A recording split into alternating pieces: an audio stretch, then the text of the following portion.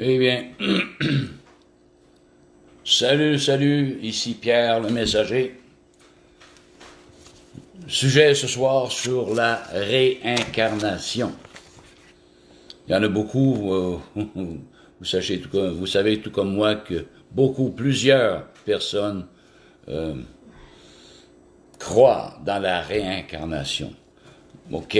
Premièrement, on va voir c'est quoi la réincarnation, à quoi ça ressemble cette bébite-là. OK? Et aussi, réincarnation, bien souvent, va avec karma. OK? Donc, on va voir les deux termes, karma et réincarnation. Que veut dire le mot réincarnation? Bon, la réincarnation désigne un processus. Allô Françoise, comment ça va? Josué, Dessenville, faut pas que je me trompe parce que j'ai un fils qui s'appelle également Josué. Monique, salut bien. Alors, ce soir, justement, tel que, pas promis, mais tel que dit, la capsule vidéo sur la réincarnation. Il n'y en a pas eu, il n'y en a jamais eu de réincarnation et il n'y en aura jamais. OK, on s'entend bien? Et c'est la parole de Dieu, la Sainte Bible, justement, qui nous révèle ces choses, qui nous dévoile ces choses. Alléluia. Donc, qu'est-ce que la réincarnation? La réincarnation désigne un processus de survivance après la mort par lequel un certain principe immatériel et individuel accomplirait des passages de vie successives. Je m'arrête là. Un processus de survivance après la mort par lequel un certain, on est comme ici pas certain, et c'est pour ça qu'on dit un certain principe. On suppose que c'est un genre de principe qui n'est pas d'ordre matériel, donc immatériel.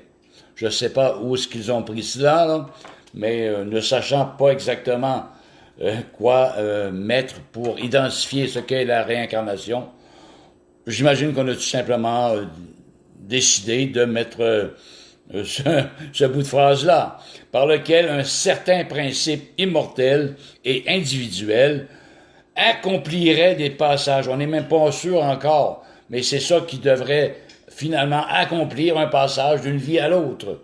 Bon, individuel accomplirait des passages de vie successives dans différents corps. Je sais vraiment, mais vraiment pas où ils ont pris cette définition de réincarnation. À la mort du corps physique, l'âme quitte ce dernier, oui bien sûr, pour habiter, là, non, ça ne fonctionne plus, pour habiter après une nouvelle naissance, un autre corps. C'est un petit peu, on dirait, singé, OK, sur la parole de Dieu. Car la parole de Dieu nous parle également d'une nouvelle naissance, mais pas de la manière dont ici on exprime dans la définition de la réincarnation, mais absolument pas. On va le voir plus tard. Donc, une autre définition également de la réincarnation, semblable, qui lui est semblable. La réincarnation est souvent décrite comme étant une issue possible pour chacun d'entre nous lorsque nos corps physiques meurent. Mais nous nous demandons rarement si nous sommes des êtres réincarnés. Je vais vous poser la question, chers amis. Est-ce que vous vous êtes déjà posé la question, très sérieusement, si vous êtes un être réincarné? Vous êtes-vous déjà posé la question? Moi, non. Et ça ne m'intéresse pas non plus. OK? Car je sais qui je suis, je sais d'où je viens et je sais où est-ce que je m'en vais. OK? Mais malheureusement, à cause de faux enseignements, il y en a plusieurs qui se font berner, qui se font duper. Ah, il y a d'autres, je vais me réincarner en un autre corps, je ne sais trop lequel, mais anyway, vous voyez la pensée un peu du nouvel âge, bien entendu. Jeff Den, alors salut, sois la bienvenue. Amen. Bon, la réincarnation est souvent décrite comme étant une issue possible. C'est une issue, OK? Possible. Pour chacun d'entre nous, lorsque nos corps physiques meurent. Une issue possible. Mais nous nous demandons rarement si nous sommes des êtres réincarnés. Je continue ici. Ce n'est pas par un hasard si vous avez parfois le sentiment d'avoir vécu ici auparavant, tout en maintenant un intérêt pour la spiritualité simultanément. À un moment donné, nous devons regarder en nous-mêmes et nous demander si nous vivons actuellement en tant que réincarnation. En tout cas, c'est une question qui est vraiment inutile, selon moi, à se poser. Pour celui qui sait d'où il vient et où il va et pourquoi il est ici. Amen. Alléluia. Donc, c'est la définition de l'homme concernant la réincarnation. Vous voyez qu'on n'est vraiment pas sûr, là. Hein? Et c'est un certain principe immatériel qui est individuel, qui accomplirait des passages de vie successifs. On n'est pas plus sûr que ça, chers amis. Anyway, déjà là, ça commence pas bien. Hallelujah. OK, le karma. C'est quoi maintenant le karma? Bien souvent, justement, quand on parle de réincarnation, on se doit de parler du karma. Karma ou karman, en sanskrit, noté en Devanagari, de la racine verbale, signifie acte ou encore action, ou kama en pali, est l'action sous toutes ses formes, puis dans un sens plus religieux, l'action rituelle. C'est aussi une notion désignant communément le cycle des causes et des conséquences liées à l'existence des êtres sensibles. Il est alors la somme de ce qu'un individu a fait, est en train de faire ou fera. Je ne sais pas si vous me suivez dans ce que je dis, la définition du mot karma. C'est aussi une notion désignant communément le cycle des causes et des conséquences liées à l'existence des êtres sensibles. Alors, si tu fais telle chose dans cette vie, cela va avoir des répercussions dans une autre vie, OK? Alors, il est alors la somme, c'est ça, la somme de tout ce qu'on fait, va faire ou fera, OK? Qui va être comme enregistré, et dans une autre vie, on va devoir, hallelujah, en quelque sorte, genre payer le prix ou être remodelé d'une quelconque manière pour faire mieux, OK, dans une autre vie. Anyway, dans les religions orientales ayant adopté le concept de renaissance, parfois nommé réincarnation, transmigration, tout acte karma induit des effets qui sont censés se répercuter sur les différentes vies d'un individu, formant ainsi sa destinée. Le terme se transcrit karma en pali, ye en chinois, classique et simplifié, go en japonais, lâche en tibétain et kan en birmane. La loi du karma est un concept central dans nombre de religions indiennes, telles que l'hindouisme, le sikhisme, le bouddhisme et le jainisme. Chaque être est responsable de son karma ou de ses actes, et donc de sa sortie du samsara, qui veut dire des cycles de réincarnation. Les premières références du karma auraient pour origine les Upanishads. Demandez-moi pas c'est quoi, I don't know. Le concept du karma est également présent dans les doctrines de différents mouvements ésotériques occidentaux. Il y en a plein. Il y Il y en a plein, il y en a plein. Donc, on va aller voir justement les différentes sortes de le karma dans les religions dites philosophiques, orientales. Ensuite, le karma dans les conceptions moyen-orientales et aussi le karma dans les conceptions chez nous, dit occidentales. OK?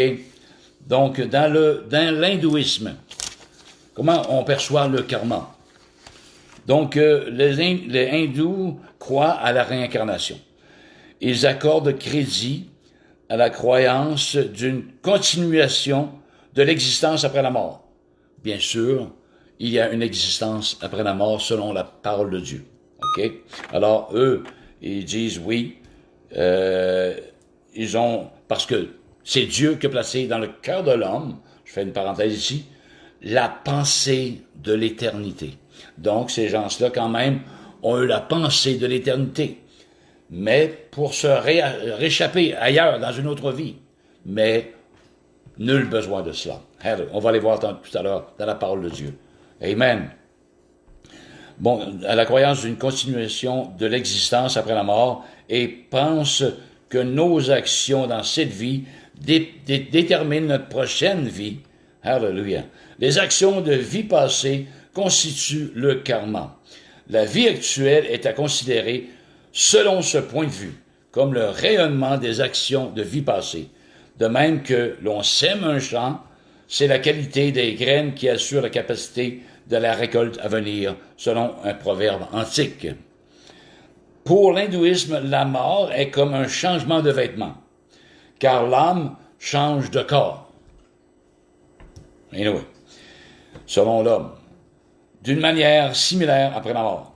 Le but suprême de l'hindou est l'union de l'âme individuelle ou Atman avec l'âme cosmique ou Paratman. Alléluia. Anyway, des drôles de termes là.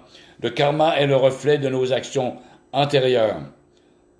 Toujours dans l'hindouisme, le karma est le reflet de nos actions antérieures, dans le passé, qui se manifestent dans notre vie actuelle.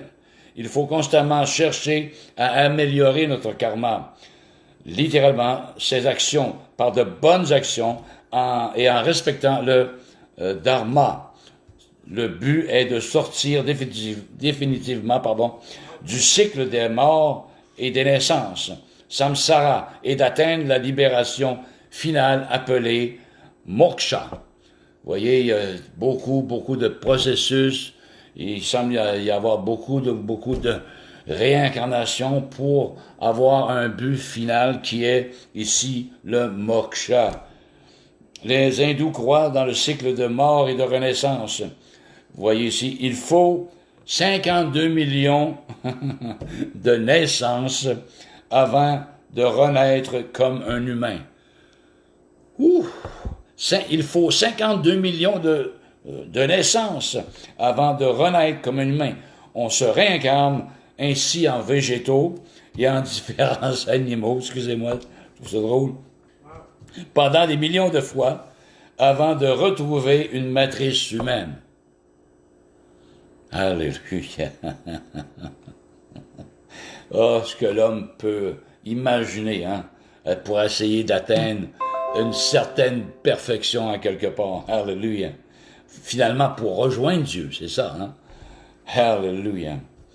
Pendant des millions de fois avant de retrouver une matrice humaine. De même qu'un embryon devient fœtus, symbole animal, avant de naître en tant que nouveau-né humain. Une fois une naissance humaine acquise, il ne faut pas la gaspiller en se faisant du mauvais karma, car cela engendrerait une réincarnation rétrograde, mourant jeune et malade, par exemple, etc., etc. Alors, c'est un peu ce que veut dire dans l'hindouisme la pensée, l'école de l'hindouisme sur le karma et la réincarnation. Maintenant, le bouddhisme. Alléluia. Pour les bouddhistes, le karma que l'on crée en agissant, que ce soit avec le corps, la parole ou l'esprit, est essentiellement favorable ou défavorable, positif ou négatif. Bon, kushala ou akushala en sanskrit. Ces termes n'ont pas de traduction exacte en français. Bon, juste, approprié, convenable, bon, bienveillant, et pour Akuchala, leur contraire, en fonction de l'état d'esprit qui soutient l'action. Ainsi, si l'on donne quelque chose à quelqu'un de manière désintéressée, pour le bouddhisme, on crée un karma positif. Ce n'est pas le cas, en revanche, si l'on donne parce que l'on attend quelque chose en retour. Vous voyez, si on donne de manière désintéressée, notre karma va être pas plus positif que si je vais donner pour attendre de recevoir. Ça va être plus négatif de cette manière-là, avec cette attitude-là, selon le bouddhisme. Alors, parce que l'on attend quelque chose en retour. Enfin, le karma créé peut donner ses fruits dans cette vie ou dans une vie future. Oh, hallelujah. Dans le bouddhisme ancien, pour produire un karma, il faut réunir l'intention d'agir, l'acte lui-même et la satisfaction d'avoir agi. En dehors de ces conditions, l'acte ne produit pas de karma. Hallelujah. Voici pour le bouddhisme, le jaïnisme maintenant. Pour les jains, l'action n'est pas le seul critère. La parole et l'état d'esprit peuvent entrer aussi en compte dans le karma. Sans Dieu, le jaïnisme décrit le karma comme des poussières qui viendraient polluer l'âme du croyant cherchant à atteindre l'illumination, le moksha. Ce qu'on a regardé tantôt, le moksha, c'est la perfection pratiquement ultime, mais après plusieurs réincarnations. Ouf là là. Bon, le jeûne et la méditation peuvent entre autres, aider à brûler ce karma. La parole de Dieu nous parle de jeûne, mais pas pour les mêmes buts. Amen. Alléluia. Respecter les 5 vœux majeurs du jaïnisme, c'est-à-dire les Mahavratas et les 3 joyaux sont la voie de la réalisation et de la destruction des liens du karma. Pour le laïc jain, les lois de cette foi sont moins ardues, car contrairement aux moines et nonnes auxquels il est interdit de commettre toutes les violences accidentelles, professionnelles, défensives et intentionnelles, etc., etc. Hallelujah. Bon, c'est pour cela, par exemple, que certains jainas, moines et nonnes, de certaines sectes laïques, lors d'une cérémonie, portent souvent des tissus sur la bouche. En faisant cela, ils évitent de tuer des insectes en les avalant par inadvertance. C'est aussi un symbole de retenue dans ces paroles également. Anyway. Maintenant, le sikhisme, S-I-K-H-I-S-M-E. Dans le sikhisme, le fait que la créature doive atteindre moksha, la libération en brûlant, en détruisant son karma, comme dans l'hindouisme, est une valeur reconnue. Par contre, il entre en jeu le hukam, l'ordre divin et le concept de nadar, la grâce divine. Il n'y a rien dehors de l'ordre du hukam, écrit Guru Nanak, est un gourou fondateur du sikhisme dans le gourou Granth Sahib. Dieu, par son ordre, nous amène à marcher sur le bon chemin. Par le karma, le corps physique est obtenu. Par la grâce divine, la porte de la libération est donnée. Dit également le livre saint. On ne parle pas de la parole de Dieu, là, la Bible. Le karma n'est pas irréversible et peut être modifié par une bonne conduite et la grâce divine. La course des actions est une traduction pour le mot karma. Bon, Dieu, Wageru, agit par sa volonté sur nos actions. C'est un autre Dieu finalement qu'on fait mention ici, là. C'est pas le Dieu de la parole de Dieu. Ce n'est pas le Dieu de la Bible, de la Sainte Bible. Alléluia. Et ici, la Kabbale maintenant, les Kabbales. Pour les kabbalistes modernes, le karma est une série d'épreuves que l'on s'est choisi. On se choisit des épreuves juste avant sa naissance. Merveilleux. Le but de la vie étant de réussir ses épreuves. Ainsi, chacun se choisit les grandes épreuves de sa vie, le reste faisant partie du libre arbitre et pouvant être vécu comme l'individu le souhaite. Ceci est résumé par l'histoire des 3 voyageurs, communément appelés les 3 princes de Serendip. Anyway. Alors,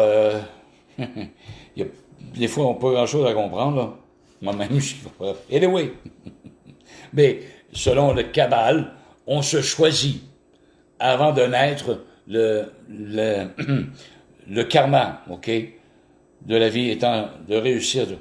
Chacun choisit on choisit les grandes épreuves de la vie et le reste faisant partie du libre arbitre et pouvant être vécu comme l'individu le souhaite. Blabla, c'est assez mystérieux, mystique même. Maintenant, dans le karma, dans les conceptions occidentales, c'est-à-dire plutôt chez nous, Alléluia. Bon, selon la société théosophique a répandu l'usage de ce concept en Occident à la fin du 19e siècle, notamment sous la forme d'une loi de rétribution ou loi de cause à effet.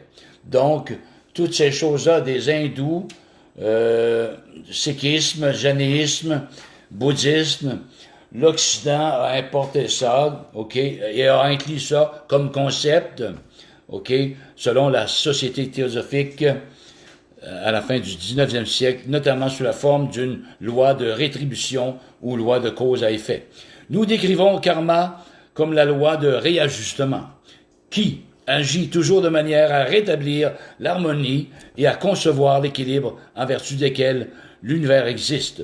Ce n'est pas karma qui récompense ou qui punit, mais c'est nous qui nous punissons ou qui nous récompensons nous-mêmes en travaillant de concert avec la nature et nous conformant aux lois qui établissent l'harmonie ou en agissant contrairement à ces lois. La loi du karma est unie d'une façon inextricable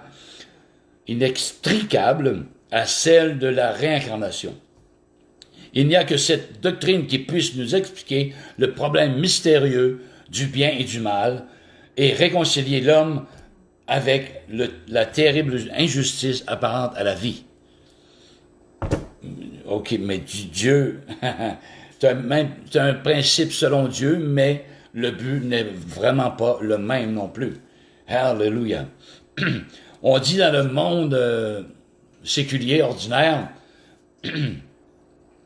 parce qu'il n'y a aucun moyen de rédemption possible, quelconque, dans ce que l'on a lu, on doit payer une vie après l'autre afin de se remmeuter, n'est-ce pas, pour atteindre la perfection, le moksha, n'est-ce pas, ça prend 25 millions de naissances, aïe aïe, alléluia. Alors, qu'a fait l'Église catholique aussi dans tout ça? Hein? On a institué le fameux purgatoire, rappelez-vous. Eux aussi, cette religion aussi a un karma à payer. Parce qu'on n'est pas assez bon, on doit passer du temps dans le purgatoire. Hallelujah! Nous aussi, les Occidentaux, on s'est fait borner de cette manière-là. Amen! Hallelujah! Ce qui est nullement selon la parole de Dieu. Et cette Église catholique-là est supposée proclamer la justice de Dieu, la parole de Dieu, hallelujah, dans toute son intégrité, dans toute son authenticité. Amen! Mais ce n'est pas du tout le cas. Amen! Il faut passer 1 an, 10 ans, 20 ans, 2000 ans, hallelujah, dans cette purgatoire, afin de revenir pour aller au ciel par la suite. Vous voyez, même ici, avec cette confession qu'on appelle le catholicisme, hallelujah, eh bien, on s'est fait berner à 100 000 à l'heure. Amen. Hallelujah. Je vais vous lire que veut dire la théosophie. OK? C'est une attitude philosophique et religieuse et une forme spécifique de recherche spirituelle qui signifie étymologiquement sagesse de Dieu. Aïe aïe, sagesse de Dieu, mon œil. Hallelujah. Le terme théosophie revêt néanmoins deux significations distinctes. La première fait référence à un ensemble de doctrines ésotériques qui auraient traversé l'Antiquité et se seraient continuées en Occident. Voyez ce que je disais tantôt? Ça vient ici, en Occident, et on adopte ces choses, on fait un méli-mélo, on essaie de rechercher Dieu, d'atteindre la perfection au moyen de ces réincarnations, de ces karmas-là. Hallelujah! À travers notamment la théosophie chrétienne allemande, représentée au XVIIe siècle. La seconde désigne la théosophie moderne, ou théosophisme, se référant alors à la société théosophique. Bon. Hallelujah. Qu'est-ce que Dieu nous dit, lui? Amen. Voyez les efforts de l'homme, l'hindouisme, le bouddhisme, etc., de faire des millions de vies, de se réincarner en ci, en ça, en insecte. Amen. Hey, l'autre jour, j'étais avec quelqu'un, parce que je suis abonné à certains sites, Hallelujah, dit ésotérique, oui, mais pour prêcher la parole de Dieu, uniquement. Amen. Hallelujah. C'est sûr qu'on ne se fait pas beaucoup d'amis, mais plutôt des ennemis. Qu'importe. J'ai quand même récolté des personnes qui se sont fait amis avec moi. Parce qu'ils avaient faim, une soif d'avoir autre chose, d'avoir plus de ce qu'ils ont déjà dans ces choses ésotériques-là. Amen. Ils n'ont pas encore la soif assouvie à l'intérieur d'eux. Ils sont toujours à la recherche de la vérité. Hallelujah. Amen. Amen. Merci, Père Céleste, pour ces personnes qui cherchent. La plupart des personnes qui sont dans l'ésotérisme cherchent Dieu de manière intègre et vraie et sincère. Mais ils reçoivent toutes sortes d'informations, toutes sortes d'enseignements faussés, justement, pour les faire bifurquer leur foi et les emporter loin de Dieu, finalement. Ils vont penser que c'est Dieu.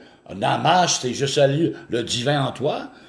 Mais non, hallelujah, ce n'est pas ce que la parole de Dieu nous déclare. Amen. Amen. Donc, on n'a pas à faire des pieds, de la tête, des mains, des pieds, hallelujah, pour atteindre la perfection, le moksha dont on a lu. Hallelujah. No way. Amen. Dieu, dans son amour, nous a donné son Fils, Jésus-Christ de Nazareth. Oui, premièrement, il faut reconnaître que nous sommes pécheurs. Ah, mais l'homme n'aime pas entendre parler de péché. Dans ces sites-là, on ne veut pas entendre parler de péché, ni de justice de Dieu. Parlez-moi d'amour, oui. Parlez-moi de Dieu, mais alors un Dieu inventé par l'homme, n'est-ce pas? Créé par l'homme, oui. Mais ne me parlez pas de péché ou de justice de Dieu. Ne me parlez surtout pas du Fils de Dieu, Jésus-Christ de Nazareth. Oh, hallelujah! La parole de Dieu nous dit que les démons croient qu'il y a un seul Dieu et ils tremblent. Amen! Hallelujah! Les démons tremblent. Amen! Et Jésus en a chassé des démons énormément lorsqu'il était ici. Et il se sert des croyants comme vous, comme moi. Si vous croyez en Jésus-Christ, si vous êtes nés de nouveau, hallelujah, il peut se servir de vous pour chasser d'autres démons. Amen. Il y a encore énormément de démons dans cette société. Et beaucoup de personnes sont possédées de démons et ne le savent même pas. Hallelujah. Ils se disent plutôt illuminés. Hallelujah. Ben oui.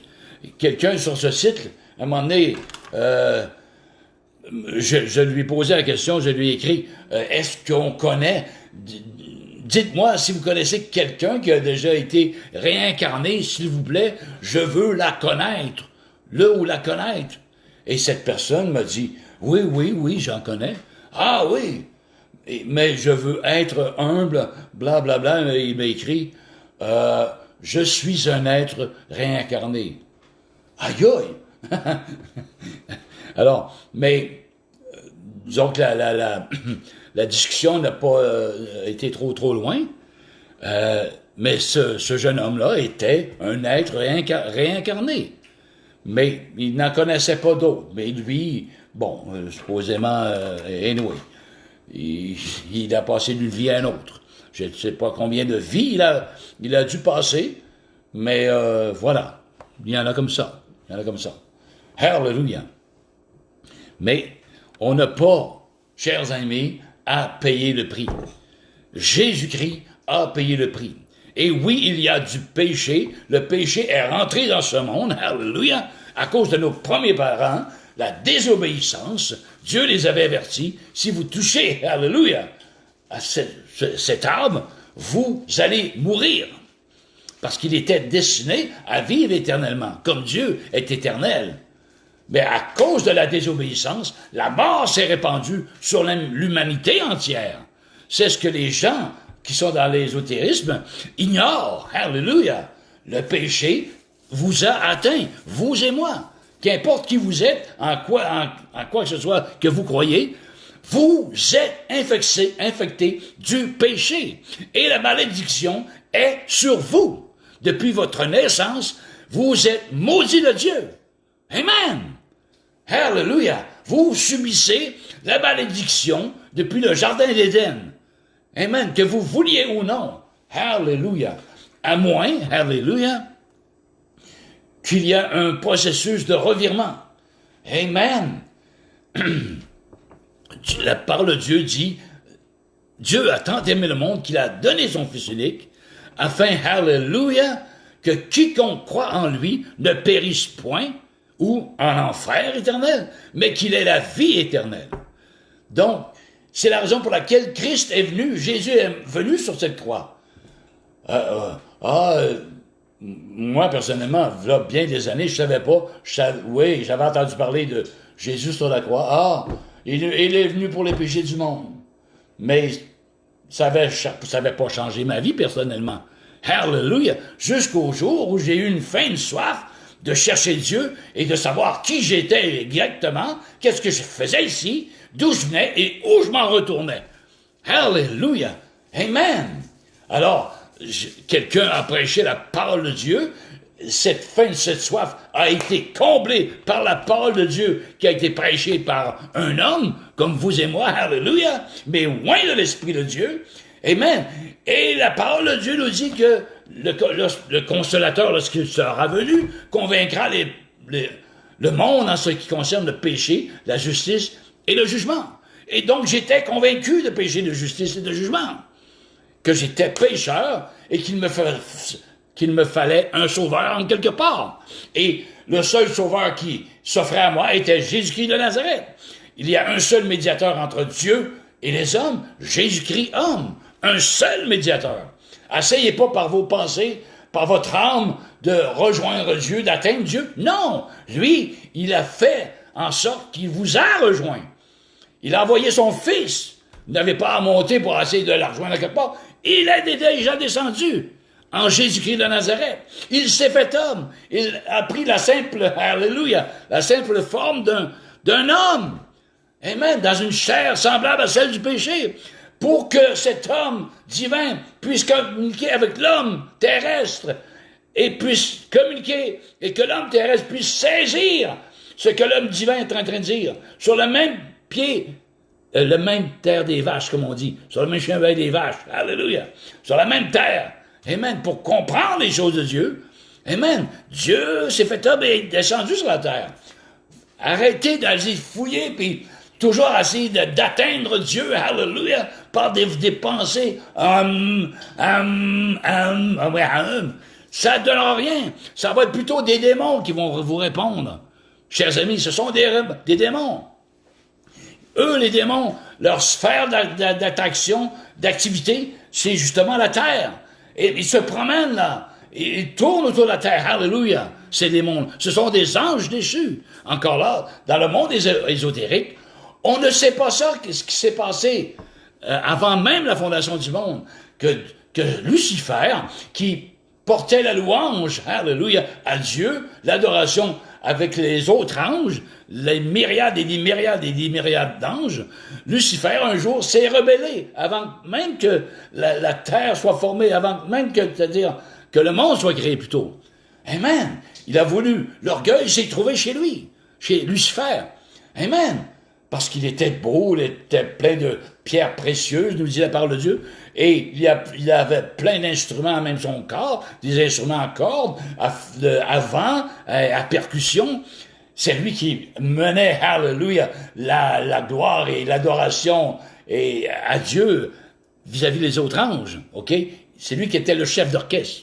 Mais un jour, l'orgueil était là, il voulait s'élever au-dessus de Dieu. Et Dieu n'a pas digéré cela. Il a dit, non, non, non, non, non, non. Il l'a précipité sur la terre. Et il a entraîné avec lui le tiers des anges. C'est ce que le monde de l'ésotérisme ne savent même pas. Et qui communiquent avec des anges et pensent que c'est l'archange Michael ou Gabriel à qui j'ai affaire, que je dialogue. Non, ce sont des démons qui prennent l'authenticité des anges, l'identité des anges, et vous fait croire toutes sortes de choses, et ils vont vous dire la vérité. Vous demandez des affaires, ils vont vous dire, révéler des vérités. Amen. Amen. Ils savent beaucoup de choses, ces démons-là, parce qu'ils sont dans les lieux célestes, premier ciel. Ils savent, il y a beaucoup d'activités là, et ils savent beaucoup de choses. Ils peuvent vous dévoiler énormément de choses, si vous les questionnez. Et son but est de faire bifurquer la foi, votre foi. Au lieu de croire en Jésus-Christ, qu'il a payé pour vos péchés, son sang, hallelujah, vous a lavé de tout péché, vous êtes pardonné, vous êtes justifié. Amen, en recevant au moyen de la foi ce pardon de Dieu qui s'est trouvé en Jésus-Christ, son Fils, sur la croix, il y a 2000 ans, se l'approprier, ce pardon-là, hallelujah, et c'est à ce moment-là que vous allez naître de nouveau, spirituellement parlant, dans votre cœur, parce que, à cause du péché qui est déjà là, nous sommes morts. Vous êtes morts spirituellement parlant. Vous qui pensez que le divin est en vous, vous êtes morts spirituellement. Amen. Vous n'êtes pas nés de nouveau à cause du péché qui est en vous. Vous êtes morts. Vous ne pouvez communiquer avec Dieu. C'est une impossibilité. Impossibilité. En Ésaïe 53, 59, ça nous dit, non, son bras n'est pas trop court pour sauver, ni son oreille trop dure pour entendre, mais ce sont vos péchés qui vous cachent sa face. Amen. Vos péchés vous cachent la face de Dieu. Amen. Vos péchés se doivent d'être pardonnés par le sang de Jésus-Christ de Nazareth au moyen de la foi. Croyez que Jésus a payé une fois pour toutes le prix. Hallelujah. Amen. Pour tous vos péchés, de votre naissance à lire maintenant. Vous allez naître de nouveau, hallelujah, et vous allez savoir qui vous êtes, qu'est-ce que vous faites, et où vous allez être pour l'éternité. Et non, vous n'allez pas vous réincarner, vous allez ressusciter, hallelujah. Amen. On va lire tout simplement pour finaliser, en Jean chapitre 5. Amen. Jean chapitre 5, verset 19 à 30, que nous dit la parole de Dieu, 19 à 30. Bon, alors Jésus reprit donc la parole et leur dit, en vérité, je vous le dis, le Fils, en parlant de lui, ne peut rien faire de lui-même. Il ne fait que ce qu'il voit faire au Père. Et tout ce que le Père fait, le Fils aussi le fait pareillement. Allô, Caroline, Donald, Daniel, Isabelle, excusez-moi, je suis trop dans le vif du sujet. Soyez le bienvenu. Amen, les bienvenus. Hallelujah. Donc voilà, 19. Et tout ce que le Père fait, le Fils Jésus aussi le fait pareillement. Car le Père aime le Fils et lui montre tout ce qu'il a fait. Il lui montre des œuvres plus grandes que celles-ci, afin que vous soyez dans l'étonnement. Hallelujah. Car comme le Père ressuscite les morts et donne la vie, il n'y a pas de réincarnation ici. Du tout. Non, oubliez ça. vous vous êtes assez fait berner par des enseignements comme le monsieur Omram Mikhail Rovanov, je sais pas trop quoi, là. C'est un Bulgare ou de la Bulgarie où il parle français et vous trace un chemin de la mort. Justement, la parole de Dieu nous dit que la mort n'est pas dans le chemin qu'elle trace. C'est très, très wise. La mort est très wise. Alors, cet homme en emmène une gang en enfer avec lui. Malheureusement, hallelujah. Je continue, car comme le Père ressuscite les morts et donne la vie, ainsi le Fils donne la vie à qui il veut. Hallelujah. Le Père ne juge personne, mais il a remis tout jugement au Fils, afin que tous honorent le Fils Jésus, comme ils honorent le Père. Celui qui n'honore pas le Fils n'honore pas le Père non plus. OK? Alors, vous ne pouvez pas connaître Dieu sans connaître Jésus-Christ. Alléluia. Jésus dit lui-même, personne ne vient à moi si l'Esprit du Père ne l'attire. Et je suis le seul médiateur entre Dieu et les hommes, Jésus-Christ homme. Il faut obligatoirement, nécessairement, que vous passiez par Jésus-Christ de Nazareth pour connaître Dieu. Amen. Dieu le Père. Amen. Jésus a dit, celui qui m'a vu a vu le Père. Amen. Je fais les œuvres que mon Père m'a donné de faire. Alléluia. Celui qui m'a vu a vu Dieu. Amen. Alléluia. En vérité, je vous le dis, celui qui écoute ma parole, dit Jésus, celui qui écoute ma parole, alléluia, et qui croit à celui qui m'a envoyé, a la vie éternelle. Et ne vient point en jugement, mais il est passé de la mort à la vie. Amen. Celui qui croit en Jésus, que Dieu a envoyé Jésus, celui qui croit en Dieu, qui a envoyé Jésus, amen, ne vient point en jugement, mais il est passé de la mort à la vie. En vérité, je vous le dis, l'heure vient, et elle est déjà venue, où les morts entendront la voix du Fils de Dieu, Jésus, alléluia, et ceux qui l'auront entendu revivront, vivront, amen, reviendront à la vie, vont ressusciter. Il n'y a pas de résurrection, de réincarnation. Il va y avoir une résurrection, deux résurrections, voilà. Je suis un peu excité, excusez-moi. Car comme le Père a la vie à lui-même, ainsi il a donné au Fils d'avoir la vie en lui-même. Et il lui a donné le pouvoir de juger. Jésus a le pouvoir de juger, parce qu'il est le Fils de l'homme. Ne vous étonnez pas de cela, car l'heure vient où tous ceux qui sont dans les sépulcres, ceux qui sont dans les tombeaux, dans les tombes, dans les cercueils, entendront sa voix et en sortiront. Amen. Bientôt, ceux qui sont dans les sépulcres vont entendre la voix du Fils de l'homme, Jésus-Christ de Nazareth, et vont sortir des cercueils. Alléluia. Ceux qui auront fait le bien ressusciteront pour la vie, mais ceux qui auront fait le mal ressusciteront pour le jugement. OK? Donc, il n'y a point de réincarnation. Vous vous êtes fait berner à 100 000 heures, et même l'Église catholique nous a berné ici, les Québécois, les Canadiens également, en nous faisant croire qu'il y a un purgatoire, amen, qu'on va aller purger des 1000 ans là pour en sortir pour aller au ciel.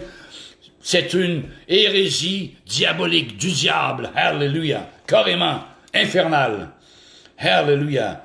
Donc, je poursuis, je ne puis rien faire de moi-même, dit Jésus, mais selon que j'entends, je juge, et mon jugement est juste, parce que je ne cherche pas ma volonté, mais la volonté de celui qui m'a envoyé, du Père. Jésus fait la volonté du Père, alléluia. C'est lui le juste juge. Amen. Et à un moment donné, il dit, la parole que vous entendez, mes chers amis, celui qui ne croit pas à ces paroles a son juge. C'est cette même parole que je vous ai annoncée, dit Jésus, qui vous jugera au dernier jour. Alors, soit que vous faites ami avec cette parole, Hallelujah, ou soit que vous dites, non, je n'ai pas besoin de Dieu dans ma vie. Donc, c'est cette même parole-là qui vous jugera au dernier jour. Amen. Vous êtes avertis. Vous avez le choix. Alléluia. Mais Dieu, dans son amour, vous attire. Amen. J'ai donné mon Fils unique afin que quiconque croit dans lui ait la vie éternelle et n'aille point dans l'enfer éternel, dans les lieux de tourment. Amen. Alléluia. Vous avez des questions? Vous voulez que je prie avec vous, pour vous? Ne vous gênez pas. Venez avec moi sur mon site, sur ma page, en privé, et on priera ensemble. Alléluia. Amen. Alors, c'était Pierre le Messager. J'espère que vous avez saisi des choses, des vérités spirituelles, éternelles, dans tout ce que j'ai dit. Amen. Donc, on se dit à une prochaine. Soyez bénis. Et sachez une seule chose, chers amis, c'est que Dieu vous aime et que je vous aime tout autant. Amen. C'était Pierre le Messager. Soyez bénis. Amen et amen.